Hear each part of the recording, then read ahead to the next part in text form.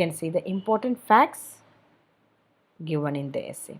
As I have already mentioned, the essay opens with the words of Cicero, that is something in Latin. Okay, and it is, I am much beholden to old age, which has increased my eagerness for conversation in proportion as it has lessened my appetites of hunger and thirst.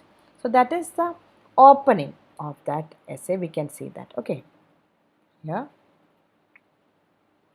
See here it is given in this way. So this is the original copy or original version of the this particular essay, that is the Club at the Trumpet by Richard Steele, Sheer Lane, February 10th. Okay, from the Tatler issue number 107, Saturday, February 11, 1710, and the opening is given in this way. Okay, now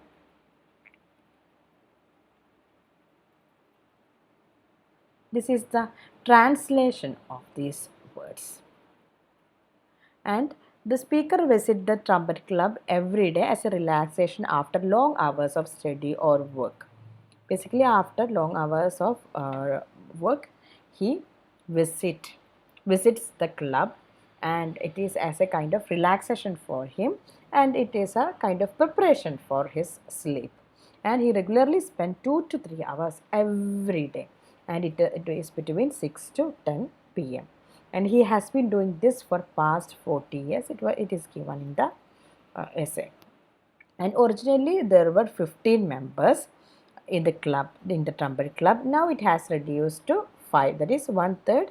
There is a decrease in the number of the total members, and the reason as stated by the author is that maybe severity of the law in arbitrary times, and partly by the natural effect of old age.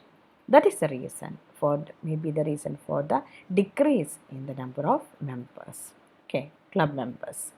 Now we have 5 members. Okay, 5 members are, the first one is Sir Geoffrey Notch.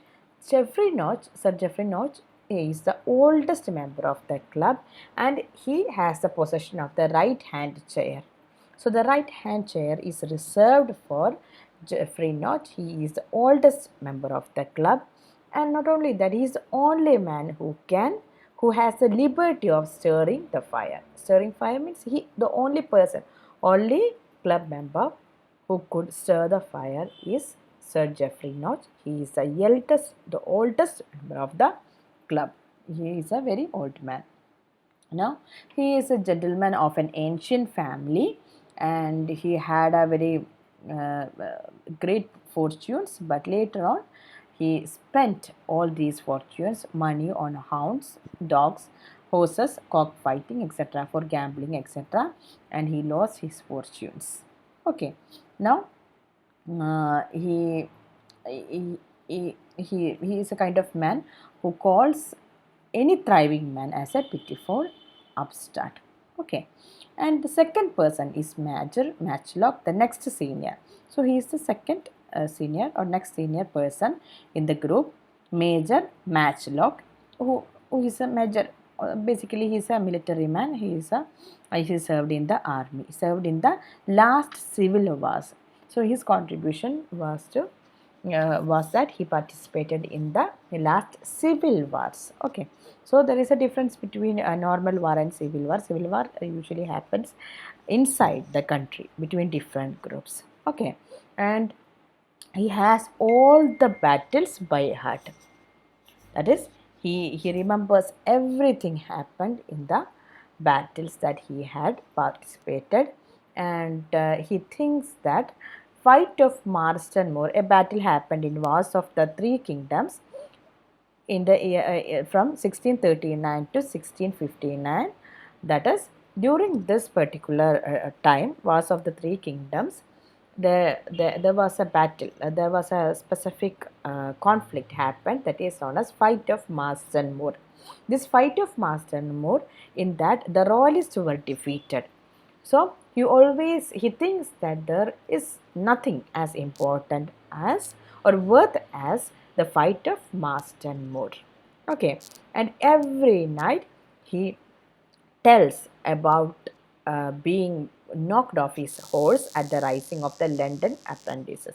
So there was an problem, there was an issue happened in 1647 when the apprentices rushed to the House of Parliament to get their problems addressed.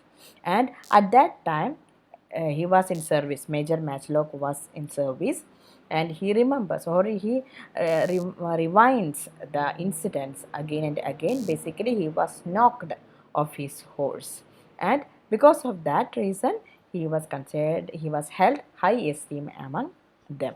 Okay, for which he is in great esteem amongst us. The exact line from the essay. Okay. So this is basically a satirical essay. It's kind of mockery. Okay. He is considered as a brave man because the reason is that he was knocked off the horse during the rising of the London apprentices. Okay. That is the second person, Major Matchlock. So the first person was Sir Geoffrey Notch. He is the oldest member. He is the only person who can sit in the right hand chair and the only person who can stir, has the liberty to stir the fire. Okay, he was a man from an aristocratic ancient family, and he ruined all of his wealth by gambling through gambling. Okay, and he mocks at every successful young man. That is the thing. And the second one, the second person is Major Matchlock. Major Matchlock has participated in many civils, and every battles are by heart for him. And every day he repeats the same story of being knocked off the horse during the London apprentice, that is the rising of the London apprentices. Okay, now the next one is Honest Old, that is basically Dick Reptile. Dick Reptile is the third of their group, and he's a very good man. He speaks little of himself and he laughs at every jokes. He's a very good listener, and the thing is that he always brings his nephew, 18-year-old nephew, along with him in order to show the real world, to give the proper experience about the world, because these five members of the trumpet club, they speak about different things. So Dick Reptile thinks that he must take his or he must bring his nephew, 18-year-old nephew, to have some experience, some taste of the world.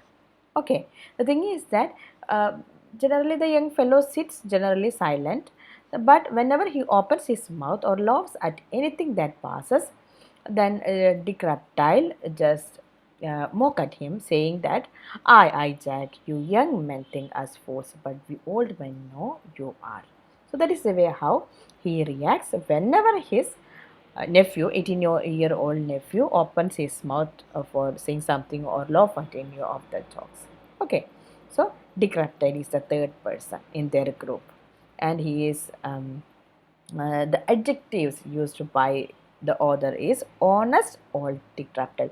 Unlike the other members, he is very honest. He is very straightforward person. He doesn't boast about himself all the time. Okay, now one of the other person, that is the fourth one, that is the greatest wit of our company, a bencher of the neighboring inn. Bencher of the neighboring inn is during his youth, he usually visited the ordinaries, the important offices about Charing Cross. This Charing Cross is an important, busy place in London, a high-end area where all uh, the issues or the events, major events take place. Okay, like we have at Tirunelveli, we have all the important governing things happening. It's related to the the activities, the important activities that happens around the governance and everything. So just like that, here he is a bencher. Bencher means a senior member of an inn of court. It's like we have bar. We have bar that is related to the lawyers.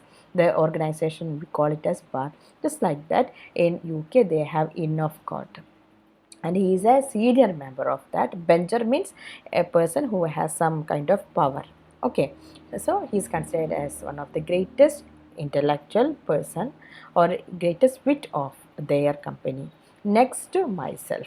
That is the first person we are going to see who is the highest learned or no, most knowledge, most educated person in the group. We are going to see that, but he is also, that is a bencher of the neighboring is the fourth one. And the thing is that the bencher has a habit of he pretends that he was intimate with Jack Ogle. Jack Ogle was a notorious gamester. Okay, he was a very famous, a kind of infamous person, and this bencher was obsessed with Jack Ogle, and he pretends that he was very close with Jack Ogles. And another important thing is that he by hearts 10 disches. That is, disches means stanzas. Okay, stanza of 2 lines each of Hudibras. Hudibras is a mock heroic narrative poem from the 17th century, and it was written by Samuel Butler. You must be familiar with that mock heroic narrative poem, Hudibras. And this man, that is the Benjer, has by-hearted. He by-hearted the 10 stanzas. This just means basically 10 stanzas. Okay, there are stanzas of 2 lines each, and he had by hearted all these 10 stanzas, only 10 stanzas, and all the time he repeats this again and again. See, in order to show off his skill, he just repeats it every day. If any modern wit be mentioned, or any town frolic means any fun comedy, okay, spoken of, he shakes his head at the dullness of the present age. He mocks at the dullness of the present age and tells us a story of Jack Ogle. So he always speaks about Jack Ogle, and he recites these lines from Hudibras that he had by hearted. Okay, so that is the characteristic of the man, a bencher of the neighboring, that's the fourth person. Okay, and now we will see the fifth person. There are only 5 people, 5 members, and the speaker himself is the fifth person. He was considered as the most educated, intelligent man among the members. He is most educated. He is the most intelligent man as among the members. Okay, so usually Major Matchlock sometimes call him as the philosopher.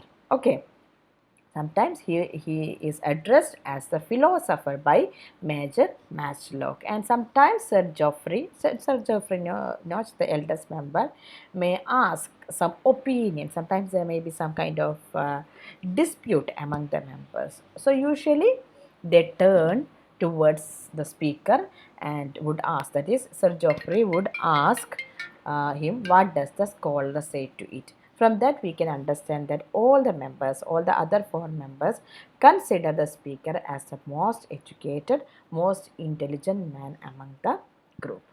Okay, now these are the description of the 5 members of the trumpet club.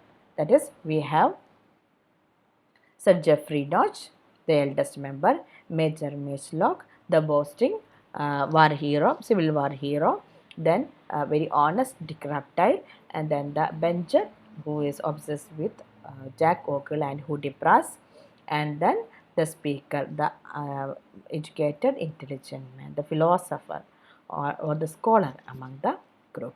So these are the 5 members of the club trumpet. Okay, now the usual routine of the club. Club meets at 6 p.m. every day, and the same stories are repeated. The same stories are repeated. Repeated now are repeated. Okay, every day. So I have taken the same lines from the essay. Our club meets precisely at 6 o'clock in the evening. But I did not come last night till half an hour after 7. So he was late by 1.5 hours after 7, by which means I escaped the Battle of Naseby, which the major usually begins at about 3/4 after 6. So there is a regular pattern in their storytelling. Okay, I found also that my good friend the bencher had already spent three of his stitches. That is already out of 10, he already spent, means he already recited the three stanzas and only waiting an opportunity to hear a sermon spoken of. That he might introduce the couplet where stick rhymes to ecclesiastic. Okay, at my entrance into the room, they were naming a red petticoat and a cloak. So, at 7:30, our our writer, is entering to the place, the club. At that time, they were talking about red petticoat and a cloak, and it is very obvious that by which I found that the bencher had been diverting them with this story of Jack Ogle. So the same words, the same story, the same incidents are repeated every day. So it is a very monotonous type of gathering. And even if you are late, you know that what must have happened, what might be going on in there, and you can understand what who is the speaker, because it's very obvious. Every day they repeats the same, they repeat the same thing. Okay, I had no sooner taken my seat, but Sir Geoffrey, to show his goodwill towards me, gave me a pipe of his own tobacco and stirred up the fire, the only person who has a liberty to stir up the fire. I look upon it as a point of morality to be obliged by those who endeavour to oblige me, and therefore, in requital for his kindness and to set the conversation echoing, I took the best occasion I could to put him upon telling us a story of old Gantlet. So, in order to show his goodwill, as a reaction to Sir Geoffrey's kind act of giving a pipe of his own tobacco, he just motivated, that is, the speaker motivated Sir Geoffrey to tell the story of old Ganlet. We will see who is that person, okay, which he always does with a particular concern. That is a favorite story by uh, Sir Geoffrey. He traced up his descent on both sides for several generations, describing his diet and manner of life with his several battles, and particularly that in which he fell. That is the story of old Ganlet. This Ganlet was a game cock, upon whose head the knight in his youth had won 500 pounds and lost 2000. So, the story of old Ganlet is the story of a game cock. Okay, and it's a cock, game cock, and this Ganlet, the game cock, um, the knight, that is Sir Geoffrey, has gained 500 pounds by participating in some of the cockfights games, and then he lost to 2000. Okay, and this naturally set the major up upon the account of Edge Hill fight and ended in a duel of Jack Ogles. So basically, Sir Jeffries started it and it ended in a duel of Jack Ogles, a story. So basically, must be I have already mentioned about Jack Ogle. Jack Ogle was a gamester, and Bencher is obsessed with that person, isn't it? So maybe the old Ganlet must have participated in any of the games conducted by Jack Ogle. Okay, so that is the thing, and we can see that the old reptile was extremely attentive to all that was said, though it was the same he had heard every night for those 20 years, and upon all occasion winked upon his nephew to mind what passed. Okay, basically, old Turtle is the most attentive person, and he knew what is going to happen. He has been listening for this for past 20 years, and sometimes he just winked because some of the incidents were exaggerated, are dramatized by the speakers. So he just winked at the nephew just to let it, just leave it. That's just a gesture for his towards his nephew, just to leave these stupidities. Just leave it. Okay, don't care it. Okay, so that is the way how old reptile attended all the conversation. This continues up to 10 o'clock, and then how this ends. is by for the speaker, that is usually his maid would come to fetch him to show some light to home to in order to help the speaker to get home. The maid, his maid, would come there, and that is the end of the a conversation or the club time. Okay, 10 o'clock. Usually it starts at 6 and it ends at 10 o'clock, when his maid would come and fetch him back to the house. Okay, until that time. And the stories, according to the speaker, he says that the stories are very, very boring. They are just elaborated.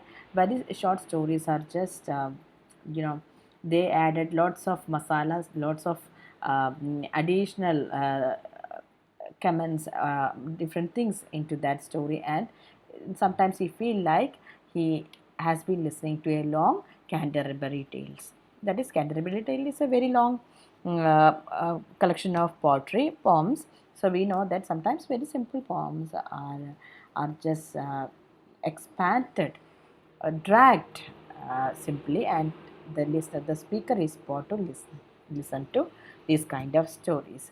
So now the author says his own ideas to avoid this boring situation in one's life. He says that the only way of avoiding such a trifling and frivolous old age, the best thing is to increase or improve stores of knowledge and observation. That is the thing we should do. The more we get older, the more we have nothing to do. We should improve the stores of knowledge and observation. So he says that the mind of man in a long life will become a magazine of wisdom or folly, and will consequently discharge itself in something impertinent or improving. For which reason, as there is nothing more ridiculous than an old trifling storyteller, so there is nothing more venerable than one who has turned his experience to the entertainment and advantage of mankind. So just become more wise. That is the advice of our authors. In short, we who are in the last stage of life and are apt to indulge ourselves in talk, or to consider if what we speak be worth being heard, and endeavor to make our discourse like that of Nestor, which Homer compares to the flowing of honey for its sweetness. So the author says that we should speak like Nestor. So who is Nestor? Nestor is an old Greek warrior who is very old. He cannot take part in any of the events of Troy or anything the war that happened in Greek mythology, but he is famous for his speaking skills. And Homer compared Nestor's speech as flowing of honey for its sweetness. Okay, so he gave advices to Agamemnon and Achilles to reconcile. That is, he has that eloquence, that great skill of speaking, and he has the wisdom of old age. So, the speaker says that we should be able to develop our skills, our eloquence, just like Nestor. Okay, and we should improve the stores or collection of knowledge, and we should increase our observation, and we should talk just like that, like how Nestor talked to Agamemnon and Achilles or other warriors in the Greek mythology. So that is the thing. Now, I am afraid I shall be thought guilty of this excess I am speaking of. Now, suddenly the speaker thinks that I am just exaggerating everything. Okay, when I cannot conclude without observing that Milton certainly thought of this passage in Homer. So, Milton must have thought of this passage in Homer. Which passage? That is, Homer compared Nestor's speaking skill to the flowing of honey for its sweetness. So Milton, when he wrote that particular thing, that is that particular thing, that is, excuse me, just a moment. That is the that Milton, when he wrote Paradise Lost, he must have thought about this particular thing. That is about Nestor, the passage from Homer. Okay, so that is the reason why Milton described, when he described an eloquent spirit who is very good at speaking, that he says his tongue dropped manna. His tongue dropped manna is a sentence or a line taken from Paradise Lost, Book 2, when he described an eloquent spirit. That is, manna is a food from heaven. Okay, that is the substance miraculously supplied as food to the Israelites in the wilderness when they were they then after crossing the Red Sea, when they stranded in the wilderness, it is said that Israelites were blessed or were given food from heaven, that is manna. Okay, so that is a very sweet, a very high quality substance. So here Milton in this passage, in his book Paradise Lost, book 2, he says that his tongue dropped manna. So it is just like Nestor. Okay, that is Homer must, that is, he says that Milton must have thought about Homer. Homer's passage about Nestor. Okay, so basically the thing is simple. That is, we should be able to speak eloquently, precisely, without wasting words, and then at old age, we should be able to increase our store of knowledge and observation, and we should guide the younger generation. That is the better thing to do in old age. That is it. Okay. So this is the major facts related to the or important things that you must study related to the club, that is trumpet club. Okay. Now we can see that the essay. I have included the whole essay at the trumpet. See, we can see, after having applied my mind with more than ordinary attention to my studies, it is my usual custom to relax and unbend in the conversation of such as are rather easy than shining companions. So basically, he visit that place. And then there is Sir Geoffrey Notch, Major Matchlock, then Honestic Reptile, then a Benger. Okay. Now here he is considered as the philosopher. For my own part, I am esteemed among them because they see I am something respected by others. And here we can see that is Sir Geoffrey says when they have a dispute, they would say, I mean, Sir Geoffrey would ask his opinion, like, what does a scholar say to it? Okay, now at 6 o'clock every evening they would meet, and one day he was late, and the same thing, the event is repeated every day. So basically, he knew that is the speaker knows that what is going to happen. Okay, what is happening there, and even old reptile was extremely attentive. We know that the same, that is he is attentive even though he was listening for the same stories for last 20 years. Okay, and then again we can see here there is a mention of Canterbury Tales. Okay, that is the stories are very lengthy, that is the thing. And in order to avoid that kind of absurdity and stupidity, and to escape from the boredom, the old age people, or basically when we get older, we should be able to increase the source of knowledge and observation. And then the here we can see that Nestor, which Homer compares, that is the discourse of Nestor. Our discourses should be our communications with others should be like Nestor, which Homer compares to the flowing of honey for its sweetness. And again, he says that he is afraid of himself because he thinks that he has speaking for a long time. So he says that Milton must have thought about the same thing about Nestor when he wrote, when he described eloquent spirit. He says his tongue dropped manna. Okay, so that is the thing. I hope you understood.